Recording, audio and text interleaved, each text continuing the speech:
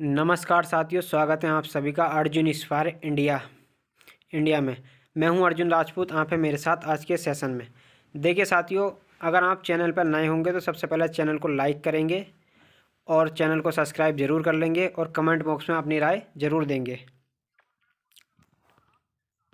देखिए साथियों, आप हैं मेरे साथ में। आज मैं देश की संसद में रहे एक मसले पर आज का सेशन डिस्कस करने के लिए चर्चा है वंदे मातरम पर। वंदे मातरम जो राष्ट्रीय गीत है 150 साल पूरा कर चुका है। इसी के उपलक्ष्य में हमारे सदन के अंदर 10 घंटे के अंदर जो है विस्तृत चर्चा इस पर रखी गई। इसी चर्चा में बहुत से ऐसे बिंदु निकले जिससे भारत के राजनीति के बहुत सारे मायने ड्राइव हो रहे हैं। सबसे पहला तो मायना ये कि वंदे मातरम पर चर्चा करने गई कि बंगाल चुनाव को साधने का प्रयास तो नहीं कर रही है। वहीं दूसरी तरफ चर्चा हो ही रही थी तो तब नेहरू जी को ये कहते हुए क्यों याद किया जा रहा था कि इन्होंने तुष्टीकरण की जो है राजनीति की थी। तुष्टीकरण का साधारण सा भाषा में अर्थ है कि किसी एक को गुट को खुश करने के लिए किसी के दबाव में आकर के राजनीति करना। यहाँ पर गुट सीधे शब्दों में कहा जाए तो मुसलमानों की बात हो रही है। मुसलमानों की बात इसलिए क्योंकि वर्ष 1937 में वंदे मातरम के जो कंप्लीट गीत में से कांग्रेस ने जो कुछ छंदों को, जो कुछ स्टैंजास को हटा दिया था। क्या राजनीति थी, क्या मजबूरी थी, आज के सेशन में जानेंगे। साथ ही ये जानेंगे कि वंदे मातरम को मुस्लिम समुदाय क्यों अपने खिलाफ मानता है, लेकिन राष्ट्रीय प्रेरणा के लिए या राष्ट्रीय गीत का जो है दर्जा प्राप्त कर चुका वंदे मातरम आखिर में इतिहास क्या रखता है, वर्तमान में प्रासंगिकता क्या है, या राष्ट्रीय स्तर पर प्रसार कैसा है, और अल्टीमेटली केंद्र सरकार इसे खुद से कैसे जोड़कर बीजेपी चुनाव में जो है बंगाल में फ़ायदा लेना चाहती है। आइए आज के सेशन में विस्तार से इसकी जो है चर्चा करेंगे। इतिहास से लेते हुए वर्तमान की जो है विपक्ष, सत्ता पक्ष, रीजनल पार्टी का मत आज की सेशन में डिस्कस किया जाएगा। विंटर सेशन, देखिए विंटर सेशन चल रहा है। विंटर सेशन में 10 घंटे की चर्चा केवल वंदे मातरम पर रखी जाने से देश के अंदर बहुत से अंदर जो है देश में प्रतिक्रिया दे रहे हैं लोग कि देश में सत्ता के लिए इंडिगो ने क्या किया चर्चा का विषय नहीं है।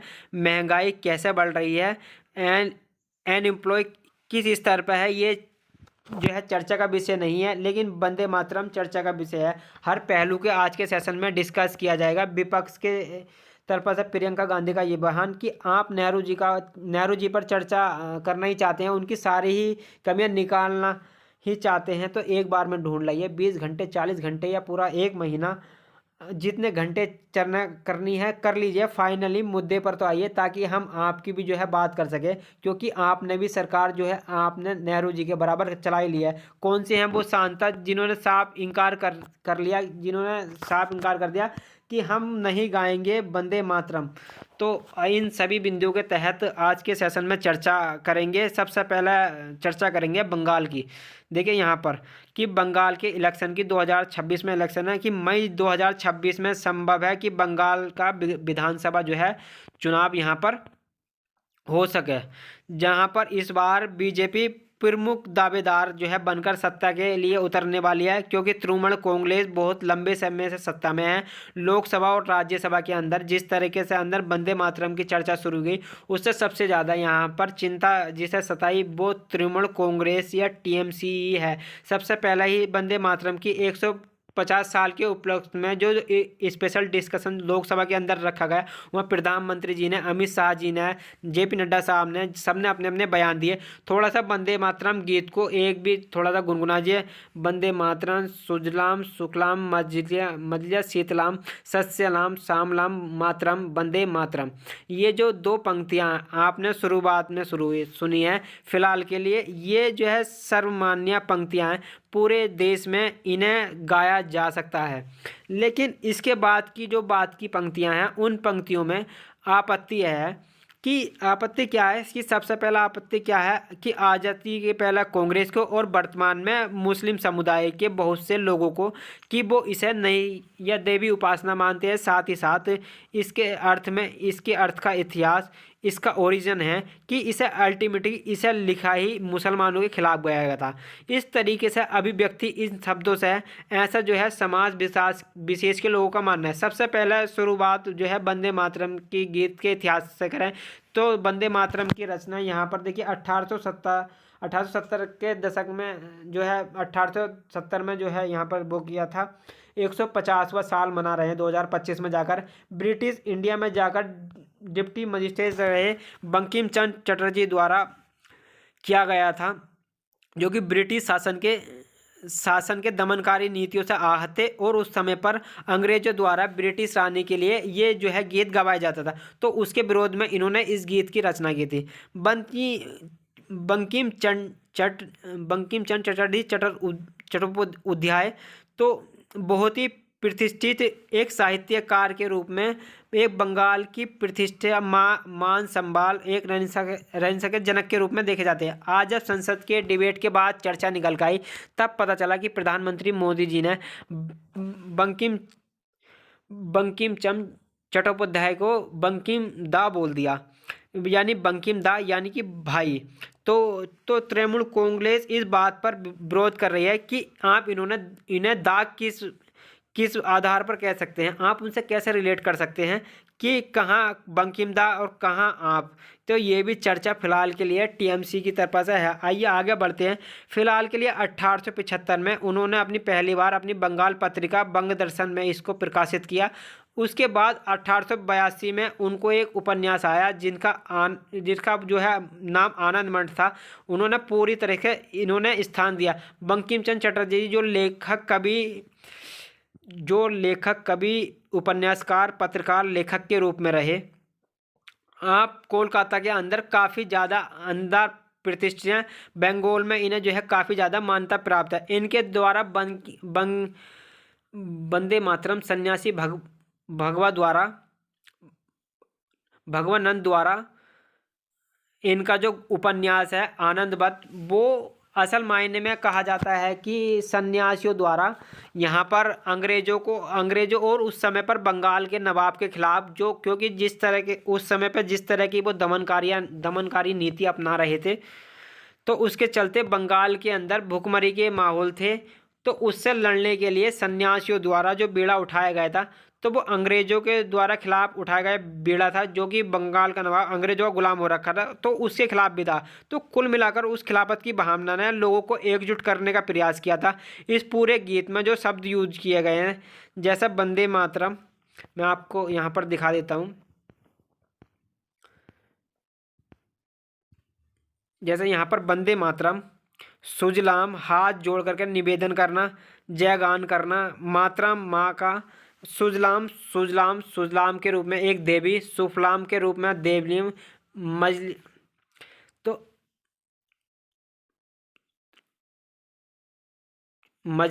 मलियज शीतलाम सबकी जो है प्रतिमाएं हैं इसमें। तो यानी इसमें एक प्रकार से यहाँ देश को, धरती माँ को, भारत माँ को एक देवी की तरह माना गया है। इस तरीके से जो है उनकी उपासना हुई है। यहाँ पर आप देख ही सकते हैं। ये तो 1896 में यही जो है वंदे मातरम गीत पहली बार सार्वजनिक सभा के अंदर जो है गाया गया। सार्वजनिक गायन के लिए रविंद्रनाथ टैगोर जी ने बंगाली शैली में जो है इसे शैलीबद्ध किया। कहते हैं उस समय पर कांग्रेस का 12वां अधिवेशन था, 12वां सत्र था। उस समय पर राष्ट्रवाद की लहर बहुत तेजी पर थी। असल में क्या है कि जब 1857 के अंदर भारत जो स्वतंत्रता संग्राम कहिए, 1857 की क्रांति कहिए, कहते हैं कि वो दौर था कि जिसने ब्रिटिश को डरा दिया था। 1857 के बाद डरे हुए ब्रिटिशर्स वहाँ पर बाद में राष्ट्रवाद की लहर को देखते ही भड़क जाते थे और उन्हें ये भय सताने लगता था कि कहीं फिर से 1857 जैसा कोई स्वतंत्रता संग्राम न हो जाए, उन्हें भारत छोड़कर भागना न पड़ जाए। तो इसी वजह से 1896 में जब इस गीत को लयबद्ध तरीके से गाना शुरू हुआ तो अंग्रेजों को इसे जो है बहुत ज़्यादा डर सताने लगा। कहते हैं कि 1882 में उपन्यास का जब प्रकाशन हुआ, जब इसके कुछ अंश बाहर कर निकल गए, तो इसकी चेतना जब धीरे धीरे फैलने लगी तो लोग इसे धीरे धीरे गीत के रूप में गाने लगे। 1896 में इसे जो है कांग्रेस उस समय पे भारत के राष्ट्रीय आंदोलन का नेतृत्व कर रही थी। उसके अधिवेशन में 1896 के अंदर इसे गाया गया। जब 1896 में इसे गाना शुरू हुआ और जब 1805 में अंग्रेजों ने बंगाल का विभाजन पूर्वी बंगाल और पश्चिमी बंगाल में कर दिया, तो स्वदेशी आंदोलन शुरू हुआ। तो स्वदेशी आंदोलन में बंगाल को एक करने के लिए रविंद्रनाथ टैगोर जी ने बंगाल की सड़कों पर चलते हुए वंदे मातरम गीत को गायन करते हुए लोगों को एकजुट किया, जागृत किया। एकजुट करने में वंदे मातरम इस तरीके से लहर जगाई कि अंग्रेजों को लगने लगा कि जहां वंदे मातरम गाया जा रहा है वहां पर अंग्रेजों के खिलाफ प्रदर्शन हो रहा है, इसीलिए उन्होंने इस गीत को प्रतिबंध लगा दिया। एक बार का किस्सा है कि 1905 में एक स्कूल के 200 छात्रों को 5-5 रुपये प्रति छात्र के हिसाब से जुर्माना लगाया गया था, क्योंकि वो लोग वंदे मातरम गीत गा रहे थे। बहुत से लोगों को गीत गाने पर भी जेल में डाला गया, क्योंकि अंग्रेजों को हर बार इस गीत से अपने खिलाफ बगावत की बू आती थी, क्योंकि ये रचना ही अंग्रेजों के खिलाफ की गई थी। लेकिन क्योंकि बंगाल का नवाब मुसलमान था क्यों और उसका यहाँ पर चलते भी सन्यासियों द्वारा इसके जो है अंतरे जोड़े गए थे, तो जिसके चलते इस गीत से मुस्लिम समुदाय को अंग्रेजों ने क्या बोलते हैं मोटिवेट करना शुरू किया कि ये गीत हमारे ही खिलाफ नहीं है, ये तुम्हारे खिलाफ भी है मुसलमानों। कि जैसा कि आप जानते हैं 1905 में जब बंगाल विभाजन हुआ और बंगाल विभाजन के समय दुर्जन नामक व्यक्ति जिसे लॉर्ड कर्जन कहते हैं, नाम तो कर्जन था लेकिन दुर्जन रूप से उसे संबोधित करते हैं, इसने बंगाल का विभाजन करवाया था। तो उसे ये बहुत बुरा लग रहा था कि कांग्रेस यहाँ पर बंगाल में विभाजन के खिलाफ पूरी तरीके से लयबद्ध होकर के विरोध कर रही है। उसने इस आंदोलन को पछाड़ने के लिए, स्वदेशी आंदोलन को पछाड़ने के लिए 1906 में यहाँ पर मुस्लिम लीग का गठन करवाया। मुस्लिम लीग जो कि आगा खां के नेतृत्व में ढाका के अंदर निर्मित की गई थी, वो कांग्रेस द्वारा चलाए जा रहे स्वदेशी आंदोलन के हवा निकालना चाहती थी। स्वदेशी आंदोलन के समय ही कांग्रेस के अंदर दो धड़े बन गए थे, एक नरम दल और एक गरम दल। तो गरम दल चाहता था कि कुछ स्वदेशी आंदोलन को पूरे देश में फैलाया जाए, बंगाल विभाजन के खिलाफ, अंग्रेजों के खिलाफ पूरे देश को एकजुट किया जाए। वहीं कांग्रेस को नरम दल का जो धड़ा था वो चाहता था कि ये क्षेत्रीय मसला है और ये यहीं रहे, बंगाल में ही रहे। इसी के चलते 1907 में कांग्रेस का विभाजन हो गया था। 1907 में कांग्रेस का विभाजन हुआ, अंग्रेजों को बड़ी राहत मिली। 1906 में हिंदुओं के खिलाफ मुसलमानों को भड़काते हुए मुस्लिम लीग की अंग्रेज स्थापना करा चुके थे। यही मुस्लिम लीग वंदे मातरम से अपने अंदर जो है नफरत पैदा कर रही थी। वहीं गरम दल के जो नेता थे वो 1907 में कांग्रेस से अलग होकर वंदे मातरम से राष्ट्रीय चेतना फैला रहे थे। राष्ट्रीय चेतना से डरे अंग्रेजों को 1911 आते आते यहाँ पर बंगाल विभाजन का रद्द करना पड़ा था। इसका मतलब वंदे मातरम से पैदा हुआ जो स्वदेशी आंदोलन का रुख था यहाँ पर, तो उसने अंग्रेजों को फैसला पलटने के लिए विवश किया ही। वहीं पर अंग्रेजों ने देश के विभाजन के लिए एक सोच विकसित कर ली थी और यही सोच यहाँ पर आगे चलते हुए मुस्लिम लीग के लिए एक फ्यूल का काम करती गई। वहीं चूँकि बंगालियों में बंगाल विभाजन रद्द करते हुए ये फीलिंग और अचीव करते हुए मतलब अचीवमेंट था, तो जब भी अंग्रेजों के खिलाफ इसे गाते तो अंग्रेज तत्काल इस प्रभाव से मुसलमानों को भड़काते कि देखो बेटा हमने तो जो है विभाजन रद्द कर दिया, अब तो तुम्हारे लिए गाते हैं। वहीं से मुस्लिम लीग के अंदर ये भाव पैदा होने लगा। कहते हैं कि जब क्या खिलाफत आंदोलन हुआ, प्रथम विश्व युद्ध के बाद में, तब मुसलमानों का खिलाफत आंदोलन में साथ देने के लिए मुस्लिम लीग के साथ कांग्रेस के साथ समझौता किया। उसी समय कांग्रेस ने तुष्टीकरण जो है शुरू किया, क्योंकि बहुत से मुद्दों पर यहाँ पर मार्ले मिंटो सुधार जब हो रहे थे, तो उस समय पर जो मुस्लिमों के लिए प्रथम प्रतिनिधित्व की बात की गई थी, सेपरेट इलेक्ट्रॉनिक की बात की गई थी, उस बात पर जिस बात पर स्वीकार्यता कांग्रेस ने मानी थी कि हाँ हम ये बात जो है हमें या विरोध करने के लिए अंग्रेजों के खिलाफ मुस्लिम लीग का जो है साथ चाहिए और नीतियों को हम फिलहाल के लिए स्वीकार करते हैं कि मुसलमानों को चुनेंगे तो हमें कोई आपत्ति नहीं होगी। खैर कहते हैं कि इसी तरह से मुस्लिम मुस्लिम तुष्टीकरण जो है राह पकड़ने लगा और मुस्लिमों को लगने लगा कि हाँ, कि हमारा विरोध मायने रखता है, कि अब हम जो चाहेंगे मांग सकते हैं। पहले सेपरेट इलेक्टोरेट मांगा कि फिर बाद में हम अपना जो है अलग देश मांगेंगे। यही कारण था कि कांग्रेस में शामिल जिन्ना समय रहते बाद में वंदे मातरम गीत के स्टेंजात्मन और स्टेंजा वंदे मातरम पर विरोध करने लगे। परिणाम स्वरूप नेहरू जी को इस पर विचार करना पड़ा। 1935 आते आते उन्होंने कांग्रेस के अंदर उठे इस विरोध के अंदर स्वर को ये कहा जा रहा था कि वंदे मातरम के कुछ छंद मुसलमानों के खिलाफ हैं। इस पर जिन्ना के दबाव में पता चलता है कि कांग्रेस ने कुछ छंदों को हटाया कि हाँ, कि इसकी भावना चूँकि मुसलमान विरोधी हो सकती है, इसलिए इन्हें हटाया जा सकता है। यही कारण है कि आज पीएम मोदी ने जब सदन में बयान दिया कि तब उन बयानों में उन्होंने नेहरू जी से उनकी बाध्यता पूछी और कहा कि आपकी एक तुष्टीकरण की नीति थी, कि आपने कहा कि जिसके चलते कि आप जिन्ना के सामने झुक गए थे। यही वंदे मातरम के लिए नवंबर 7 को जब 150 साल पूरे हुए तो उसके उपलक्ष्य में यहाँ पर 150 वर्ष का सेलिब्रेशन हुआ। तो यहाँ पर देखिए वंदे मातरम के 150 वर्ष के सेलिब्रेशन में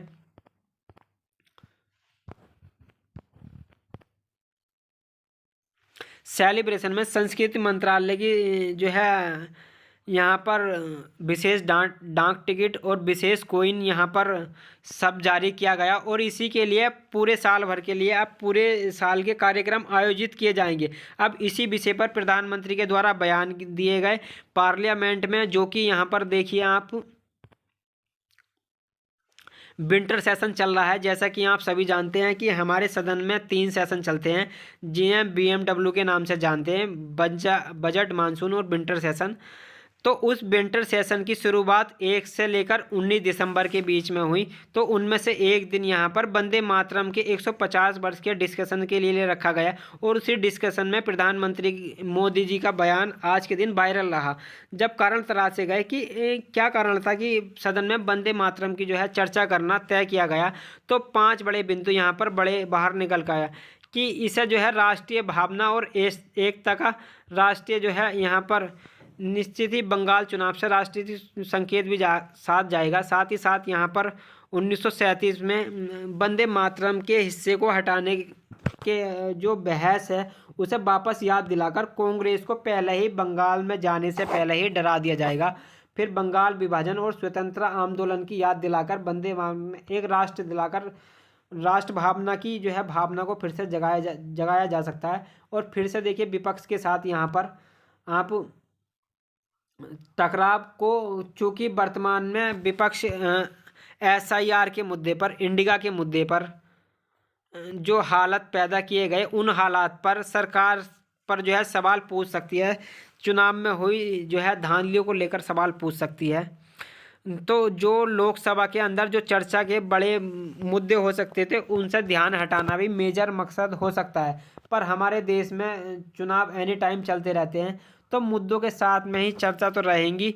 और चूंकि विंटर सेशन 1 से लेकर 19 तारीख तक था, तो उसमें 10 घंटे सदन तक किसी रिमार्क पर डे को जिसने अंग्रेजों को चूल्हे हिला दी थी, जिससे वो अंग्रेज इतने चिढ़ते थे, जो गीत गपते ही पनिशमेंट लगा देते थे लोगों के ऊपर, कि लोगों को जेल में डाल देते थे। तो निश्चित ही उसको याद करना एक बड़ी बात होगी।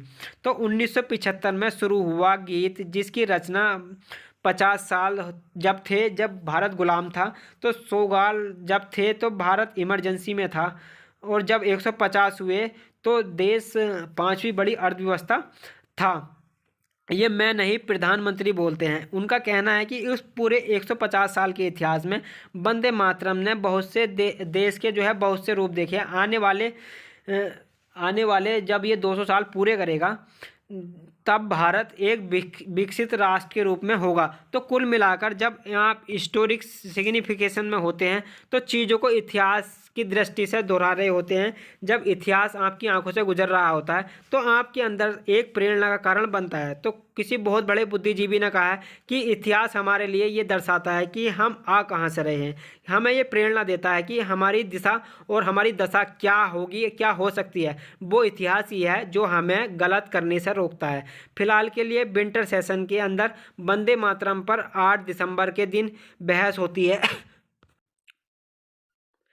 10 घंटे की इस बहस में या चर्चा में जब जब चर्चा शुरू होती है तो प्रधानमंत्री का संबोधन होता है और उस संबोधन के कुछ अंश जो है हमने यहाँ पर आप ही देख रहे होंगे, तो यहाँ पर भी देख लिए होंगे। तो बातें जो उन्होंने कही, जो मैंने आपको बोलकर सुना दिया, विपक्ष की तरफ से अपनी अपनी प्रतिक्रियाएं आई। देखिए, बातें जो उन्होंने कही मैंने आपको बोलकर सुना दी हैं। विपक्ष की तरफ से भी अपनी अपनी प्रतिक्रियाएं आई। सबने अपनी अपनी तरफ से प्रतिक्रियाएं, जो बोलना था वो कहा। प्रियंका गांधी जी ने कहा कि आप इस विषय पर चर्चा करें, इससे कोई दिक्कत नहीं है, लेकिन इसकी चर्चा का समय और दशा हमारे लिए महत्व रखता है। यहाँ पर इन्होंने अपनी तरफ से कहा कि सभी देशवासियों के दिलों में वंदे मातरम बसा हुआ है, ये पवित्र है और ये हमेशा के लिए पवित्र रहेगा। इसके स्टेंजा को लेकर रविंद्रनाथ टैगोर जी से पूछा गया था क्या इसमें से कुछ हटाया जा सकता है। उन्होंने जो कहा वो कांग्रेस ने किया, इन्होंने रविंद्रनाथ टैगोर जी पर कुल मिलाकर डाल दिया, रविंद्रनाथ टैगोर जी पर। खैर, इसी तरीके से लोगों ने यहाँ पर देख सकते हैं आप, नरेंद्रनाथ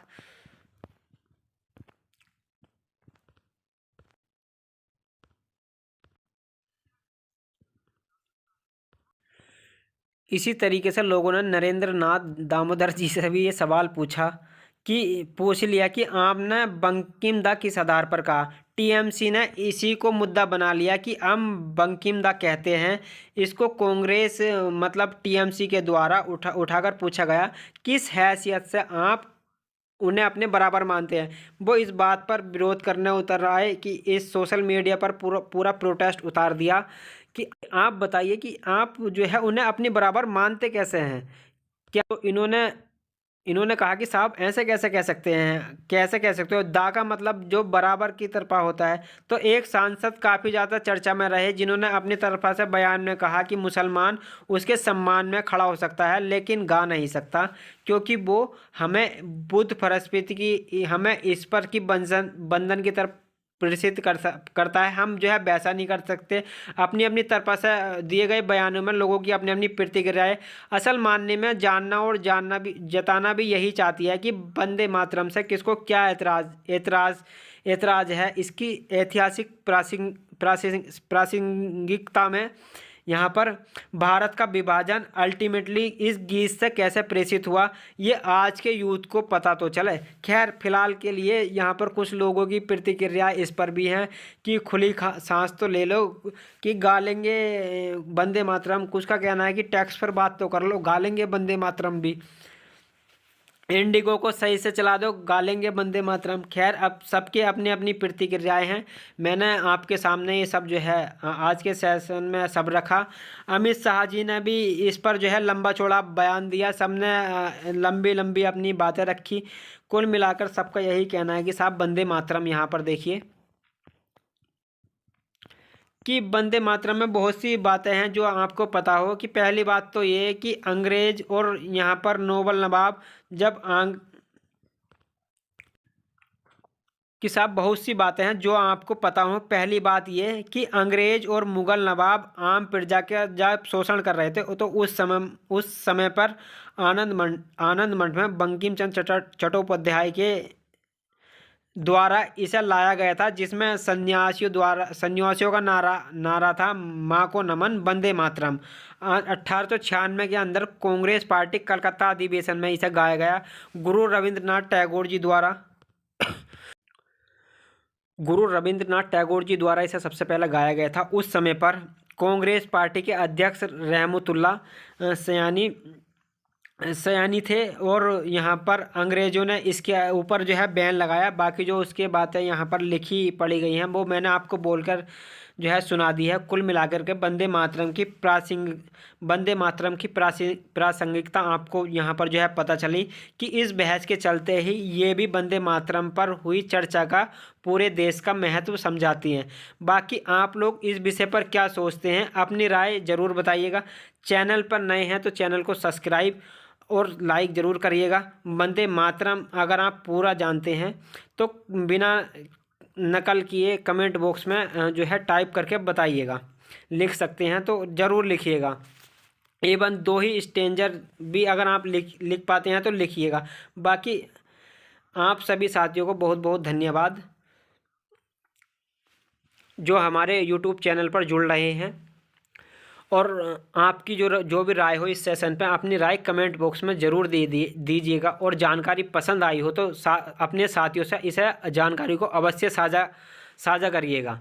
तो और चैनल पर नए हो तो जैसा हम कहते हैं कि साथियों चैनल को जो है सब्सक्राइब जरूर कर लीजिएगा। देखिए सब्सक्राइब करने में आपका कोई पैसा नहीं लगता है, बस इतना होता है जो भी हम सेशन यहाँ से आपको वीडियो डालते हैं वो अगर आप हमारे सब्सक्राइबर होते हैं तो वो आपके पास हमारी वीडियो सबसे पहले पहुँचती है। और दूसरी बात जो है इसकी जो PDF मिलती है हमारी वो टेलीग्राम चैनल पर मिलती है।